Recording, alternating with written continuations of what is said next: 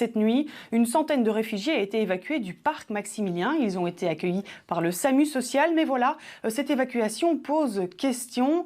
Bonsoir Thomas Destrey, vous êtes au parc Maximilien. Alors certains voient un lien très clair entre cette évacuation et le départ du Tour de France dans une semaine. Oui, c'est ça, Adeline, du côté de la plateforme citoyenne de soutien aux réfugiés. On se pose des questions notamment sur le timing de ces évacuations qui ont eu lieu cette nuit et qui ont été organisées par le bourgmestre Philippe Claus. Et pour en parler, je me trouve aux côtés de Mehdi Kassou, porte-parole de la plateforme citoyenne. Alors pour vous, Mehdi, ces évacuations sont peut-être en lien avec le début du Tour de France? Je ne sais pas si elles sont peut-être à mettre en lien. Je pense qu'il y a toute une série d'éléments qui vont dans ce sens-là. Et surtout, hier, un policier, dans le cadre de cette opération, a clairement exprimé auprès d'un bénévole que ces opérations allaient être maintenues et qu'il s'agissait effectivement d'opérations qui étaient organisées dans le cadre du Tour de France.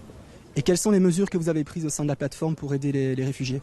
Écoutez, dans la mesure où nos activités sont supposées pouvoir avoir lieu dans le cadre d'une sanctuarisation au parc Maximilien, nous avons décidé avec les bénévoles et avec nos équipes d'être présentes tous les jours jusqu'à la fin de ces 10 opérations et de pouvoir assurer, en tout cas pendant une première partie de soirée, que ces personnes ne soient pas bêtement chassées, dispersées du parc Maximilien et qu'on leur garantisse un accueil digne.